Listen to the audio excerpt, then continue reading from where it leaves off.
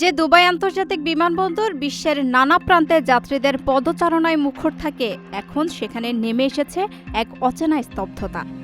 সাম্প্রতিক হামলার পর সেই চিরচেনা রূপের জায়গা দখল করে নিয়েছে আতঙ্ক আর চরম অনিশ্চয়তা।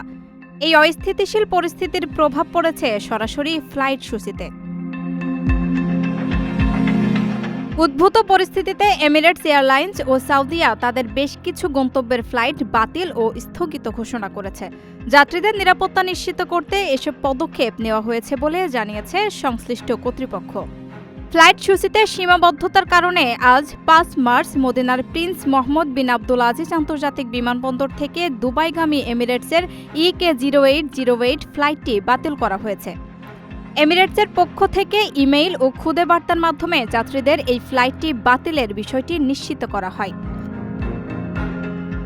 বাতিল হওয়া ফ্লাইটের যাত্রীরা চাইলে আগামী ২৭ মার্চ পর্যন্ত তাদের টিকিটটি আগের গন্তব্যের জন্য পুনরায় বুকিং করতে পারবেন অথবা ট্রাভেল এজেন্টের মাধ্যমে টিকিটের পুরো মূল্য ফেরত নিতে পারবেন। এদিকে আঞ্চলিক অস্থিতিশীলতার কারণে ৮টি গন্তব্যে ফ্লাইট পরিচালনা স্থগিত রাখার সময়সীমা বাড়িয়েছে সৌদি আরবের পতাকাবাহী বিমান সংস্থা সাউদিয়া। সংস্থাটির পক্ষ থেকে জানানো হয়েছে, আম্মান, কুয়েত, আবুধাবি, দুবাই, দোহা, বাহরাইন, মস্কো এবং পেশোয়ারগামী সব ফ্লাইট ৬ মার্চ পর্যন্ত বন্ধ থাকবে।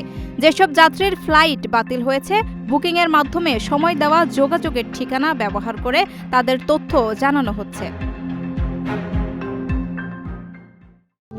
প্রবাসীদের জন্য নির্মাণ হচ্ছে দেশের প্রথম স্মার্ট সিটি, যেখানে থাকছে স্কুল, মসজিদ, হাসপাতাল, সুইমিং পুল, হেলিপ্যাড, পাঠাগার, জিম, সুপারমার্কেট, শিশু পার্ক সহ সকল নাগরিক সুবিধা।